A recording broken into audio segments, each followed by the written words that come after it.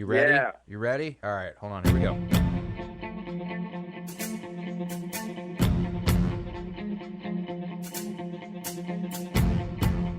What's going on, everyone? This is the Eagle Sports Crew. I'm Travis Brown, Robert Cessna, sports editor, Alex Miller, quality control analyst for the Eagle in the sports department. We're here because it's a big day. It's quarterback naming day. Today, Jimbo Fisher named Haynes King, the freshman, the second-year freshman out of Longview High School, as the starter for the Kent State game. Well, let's just start with this. Haynes King was my pick to get the starting role for the Aggies. Cease, Alex, was he your front runner, or did you think it was going to be Zach Calzada? I had it on King. So did I. I was thinking it was going to be King pretty much all along. For sure. Well, I got a chance to talk to Haynes King's dad, John King, who is the head coach of the Longview Lobos. And here's a little bit about what he had to say about his son getting named QB1. I guess just going back, what have you seen and heard about from your son that has been some of his biggest developments from his year and a half at A&M now so far that you can see? Well, I just think being tutored on Jimbo, just the intricacies of playing the quarterback position, understanding situational football, the mechanics, and, the overall picture of what it is, the run game checks. I mean, just there's a lot of things he's been he was exposed to before he got there, but I mean, the finer parts of it, and all that stuff is where he's really developed that. I know, of course, you're not in the locker room with the A&M people, but you've probably had a conversation or two with Jimbo. What did you glean as kind of the things he looks for most in a quarterback that maybe Haynes is separated himself with? Well, I mean, every time you talk with Jimbo, it's always about, the quarterback position being one of leadership and toughness, competitive, and being accurate with the football and protecting the football. And that's things he's looked for in a quarterback. And, that's, to me, that's always kind of been Haynes' strong suit. I mean, he may not be the top level passer of what some other kids may be, but when it comes to 11 on 11 and have to readjust your platform, in the pocket or escape the pocket and throw on and run and extend plays, he can do that with the best of them. So, the things that he's always been able to do, I think, are what Jimbo looks for in a quarterback. He understands down and distance. He understands situation. He understands your run game, protections. He can tell you what all 11 guys on the field are supposed to be doing. He's always, had that gift.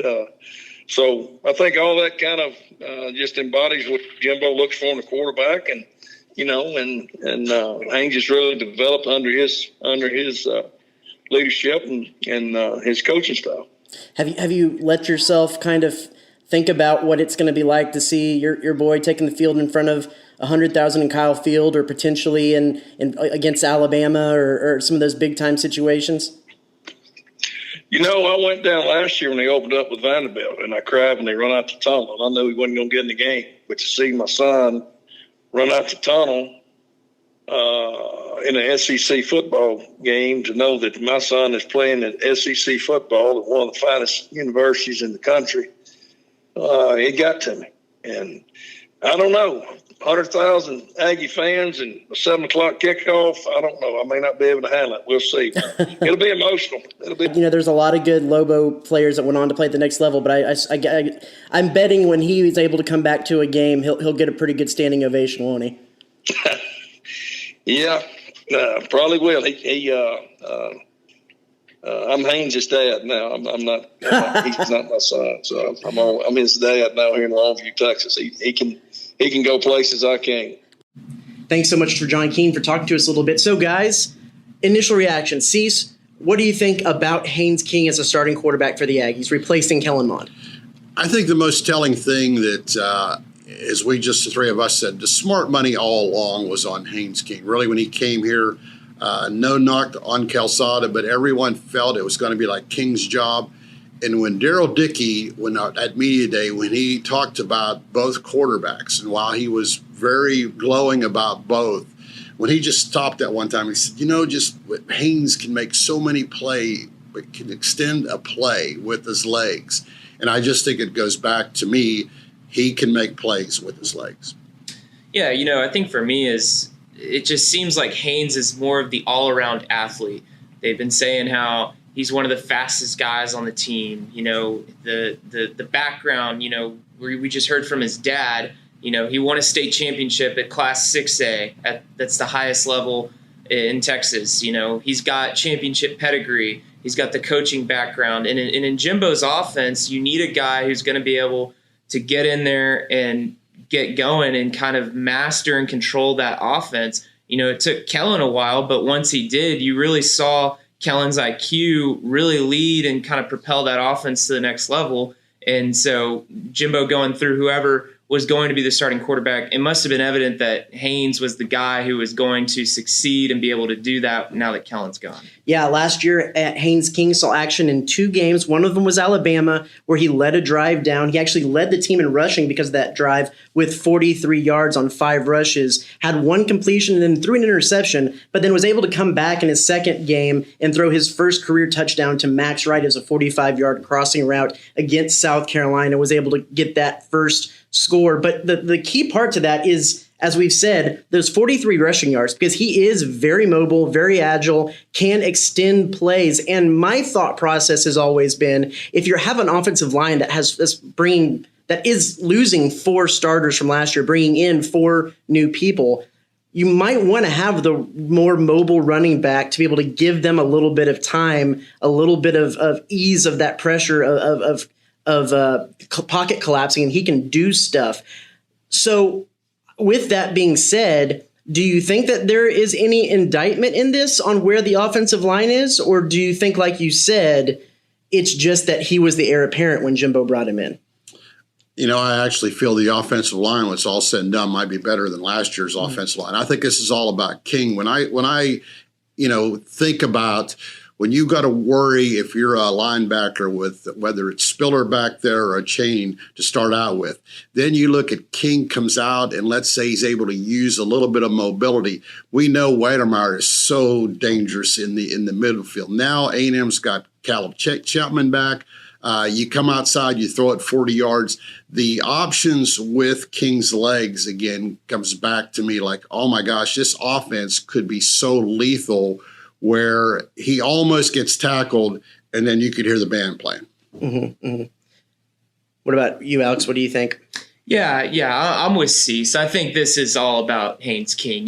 I guess at the end of the day, depending on how things go, where the offensive line shakes out and how they're able to perform, it could be kind of a cherry on top that, okay, if things collapse a little quicker than maybe they did last year, you have a guy who's got a little bit of escapability in those kind of pressure situations. But yeah, I think this was mostly probably decided on how Haynes, as him in the quarterback spot, leading the offense, was able to win that battle. So what does the offense look like with Haynes King under center? Does it look very similar? Jimbo is a guy who's pretty set in his ways. Is it look similar to what we saw last year with the Aggies? In some instances, Kellen Mond throwing the ball around a lot, or are we going to see the run game? I don't want to say it's going to be balanced, but is there going to be more of an emphasis on the run game with a new quarterback in, maybe some different wrinkles in the pass game? I'm with you, and the fact is I think Jimbo's pretty set his way. I think he likes his offense. He likes all the options. I think King gives him all the options. I don't think it changes his play calling. I just think it enhances it. I think a couple times, Mon got outside one time, made a great pass down. I forget the game. I think we're going to see more of that with King, and I think it goes back to what he said a little bit. Coach's son, he's going to have a better feel for being a quarterback. That's no knock on Calzada. I've never seen either one of them, obviously, in a big game. But I just think, when your dad was a quarterback, when you were raised in football, that's what Jimbo lives and breathes to call games. And I think King's just going to be an extension of him. Yeah, I think this offense is going to look pretty similar in a lot of ways. One, you got a lot of guys coming back that besides King, as far as your skill positions go. And then when you kind of look at the skill set, think about the way they use Kellen sometimes in some of those designed runs. Kellen, he didn't look the fastest, but he could get out and run down the field. And I feel like maybe that is something we'll see from King. Maybe something we see a little bit more is some of that downfield passing. But I think that has more to do with what A&M's got at receiver than what Kellen was able to do, or with what King will be able to do. I think that is something that maybe we might see a little different this season. So, guys, now that we talked a little bit about what the quarterback looks like, this is fall camp's last week, wrapping up going into game week. What is it so far that has stood out to you about what we've seen in practice so far? Cease? I guess two things. I don't think I've seen Wintermeyer drop a ball that's thrown to him. I mean, his hands to me, and it's just like the ball just disappears. I mean, the guy, we all know he is so good. And then watching the offensive linemen, I think they're going to be able to move a lot of those offensive linemen around. I wouldn't be surprised to see some of those freshman guys get in there. I just think the offensive line, when it's all said and done, might be 6-7 games into the season. I think it might be better than last year's offense. Could be. In that regard, I think, and y'all can help me out. I'm not even going to look at you. You can help me out for the pronunciation of Aki Ugambiwi. Oh, man. Number 74. Yes. We'll get it right when the season comes up. But he has really stood out. And there have been a lot of rotation, a lot of guys trying different things. Some guys kind of might have been banged up. He has been there almost every day in some position. I think he's going to be a standout guy to watch on the offensive line. Alex? Yeah, no, I think him, and I think you're seeing the emergence of Layden Robinson, who kind of had some moments last year filling in at that guard spot. I'm thinking that this transition might be a little better for the Aggies. The thing that stood out to me is the size across the board. You finally seeing the size trickle down to that second and third team, and A&M looks the part of more of a team like an Alabama or like an LSU. That's something that maybe they haven't really had that depth and size. They've had some really good players, but once you get down to that second and third team, that's what I've really noticed. Like, wow, these guys are huge. The other thing, one guy that's really stood out to me is Keith Brown. Mm-hmm. You see him running drills. You can see the explosiveness and the athleticism. We go to the open practice. You see him make a couple of plays. I'm curious how long it might take him to be able to get inserted into the offense. Curious if it kind of turns into like how Anais Smith was used his freshman year, where, okay, this is a guy with a lot of potential, hasn't quite grasped the offense yet, which would be understandable having heard how complex Jimbo's offense is. But I wouldn't be surprised if in the middle or the later half of the season we start seeing him getting sprinkled in there here and there, especially if Anais Smith needs a breather, and we see him bust a 20, 30-yard play potentially, because I think he's got some of that athleticism that he could do that as soon as this year. Yeah, I'm excited to see maybe what he can do on special teams, like you said. If you would have asked me my take on this before today, before today, it was going to be the fact that Haynes King had not been as accurate as I thought he would be for someone who was the front runner in my mind. But that being said, he's throwing to that these quarterbacks are throwing to sometimes younger wide receivers, sometimes guys who don't know the route trees and the routes yet, some guys who make mistakes, and it's not necessarily all on the quarterback when the ball hits the turf in practice. They're also going against air. Sometimes guys can turn it up. Calzada definitely has always been the more accurate guy from what we've been able to see, but there's just a little bit more in the tool belt with Haynes King, and I think that's one of the reasons why I leaned in that direction. And I just want to always emphasize one thing when I write or talk. Let's remember that, to me, Kellen Mond took over a Volkswagen. He turned it in like an Audi, and now King's taken over a Rolls-Royce type, a Bentley type. I mean, he's taken over a finished product everywhere else. And that means a lot. And, I don't think Mond will ever get credit for what he did, because now the program is further down the road. That team in all positions is further down the road. Mm-hmm. A lot of it just might have to do, and Jimbo Fisher talks about this a lot, the guy who's the leader and the guy who can manage the offense. And that with what they have at running back, with what they have at tight end, a lot of it might just be managing the offense and taking care of the ball. And also, with this team now, I feel Jimbo can take chances because the defense is so good. A turnover won't kill this team now. I believe one turnover, like, oh my gosh, they're going to lose the game. No, their defense is going to go out and stop them. I mean, you might turn it over your own 30, and they might even miss a field goal because the defense is so good. It's all the parts to me. Yeah, the depth all the way around is another thing that stood out, especially at the defense. Just in defense all around. We know where everyone's going to play, minus basically one linebacker, and it's going to be probably Andre White or Edrin Cooper or Chris Russell, one of those three guys who are going to rotate in. The defense is set, which is something that, at least as long as I've been here, either side of the ball, it hasn't been that set like they have this season. And it's like you said, it's going to be a strong suit. I just think once again is, if you're King, Christmas came early. I mean, whoever the quarterback was. I mean, you're you walk in. You're a newcomer, but you're taking over the 6th ranked team in the country, and some people can say, man, they could be 5th or 4th or whatever. Pretty good situation to wait 1 year if you're King and now you're quarterback. I think the biggest thing that I want to see is King take ownership of the offense. It was very clear last year that Kellen Mond had ownership and had control and had direction of that offense, and that was a big part of why they had so much success. Now you have a guy who's coming in with a lot of guys who had been used to Kellen's kind of leadership and playing with him. Now they need Haynes King to step up and be that guy for A&M. And reading in more into it than we probably should, but that's what we do, and that's this part of the year is going back to the first availability we had this fall, I believe, when we were talking to Isaiah Spiller, and he just dropped out there that, well, when we're back there and Haynes is leading, or he just threw out Haynes as the only name. That was good. And whether that, according to Jimbo and according to John King, that they were told yesterday what the final decision was, but it seemed pretty evident to the players, at least Isaiah Spiller, who the front runner was. And then Isaiah, within 2 minutes, when he talked about the quarterbacks, he specifically mentioned both names real quick because he realized what he'd done, and that also tells you the maturity of Spiller and everybody else on the team. Right. So let's finish it off with this, something a little bit fun here, because probably for the first time, well, of course, the first time in A&M's history, the first time in Jimbo Fisher's history, he made what could be a 5-figure or 6-figure decision when it comes to NIL situations, because whoever is going to be that starter, I bet you Haynes King has gotten a few DMs in his Twitter and a few text messages on his phone.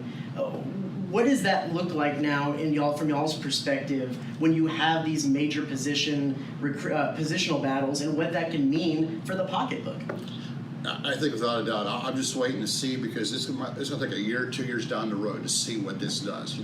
When Bryce Young out of Alabama's getting $1 million. When you're out recruiting these guys, it is going to matter. And it's going to matter if you're an offensive lineman, if you can go here and get $10,000, or I can go here and get $100,000. So, which one are you going to go? And we're going to see it not right away, because we don't know where the market is. How much is Bryan College Station and Aggies going to pay for NIL? How much is Alabama? How much is LSU going to play? It's going to matter, because these guys are not going to say like, hey, baby, show me the money. Mm-hmm. It certainly doesn't hurt a guy like Haynes King to have a name like King. You can do a lot of things with that. Yeah. But yeah, that's a really good point that I haven't even really thought of. Oh yeah. Or A&M's first college underwear model for Haynes. Ooh. Just say, Budweiser King of Beers? Maybe not. Maybe Yeah. not. You can get a cut on that. Can't do that one. Can you? Yeah, Okay. yeah. So anyway, that's an interesting thing. Actually, we will close it on this. Your one hot take for the A&M football season. Alex, what's your hottest of hot takes for this season? Ooh. Wow, that's hottest of hot takes. A&M will make the playoff. That's a pretty hot take. A&M will make the playoff, even if they don't make the SEC championship. Let me see your right hand. No. Okay. Cease. I mean, I don't know if I have a hot take right now. That just took me off guard. I made Cease speechless. Here's the deal. Is I was talking to Primo last night. I hate talking down the road when we're talking so fine a line, because one injury And while I do believe one injury, A&M's good enough to overcome the injury of the best player. I mean, I want to see this team react in a big game. And what I don't like now that we've done our sections, whatever, what I really don't like about A&M is they're not really going to be tested until they play at Alabama. Mm-hmm. And that really concerns me because Alabama will have played Miami, Ole Miss, and Florida. So they're going to come in here very, very tested. And when you're playing Colorado and Kent State and some teams that really A&M should just go out and manhandle, I don't know. It's going to take me a long time to know how good this. I think this team can be very good, but playing Kent State and people like that, maybe even Arkansas. I mean, I don't know if I'm going to know. I put this one out on Twitter, so I'll go with this one. It's a little bit of a silly one. By like week 3, Haynes King will have had some explosive run play where some commentator jumps the gun and makes references to Johnny Manziel. Comparisons. Oh, I think you can expect that. I'm going to say by week 3. Man, it might be. Week 1 it in the might be first the quarter. That's fair. I mean, come on, we're talking about electronic guys. I mean, they're writing that down. Did he look? That's the Heisman pose. You know, okay, you're right. Maybe week one. Maybe we did it. We beat him to it. There you go. Anyway, well, everyone, thanks so much for joining us. Also on the My Aggie Nation podcast, we're multi-platform today. So thanks for listening. If that's where you're consuming this today, we'll be back next week. It's game week. Maybe. We'll be back next week for It's Game Week. Leading up to Kent State, we'll have some great content talking with some beat reporters from the Kent State side and getting ready for another Aggie season. So thanks everyone for listening. It seems like every day, everything just has a way to burst at the seams. But if we don't watch what we're doing, our hearts will get ruined by silly things. Good love ain't easy, girl, we know that's true. And if we wanna keep it, we gotta watch everything that we do, yeah. Don't wanna make sure, my baby, make sure you're sticking with me. Don't wanna make sure that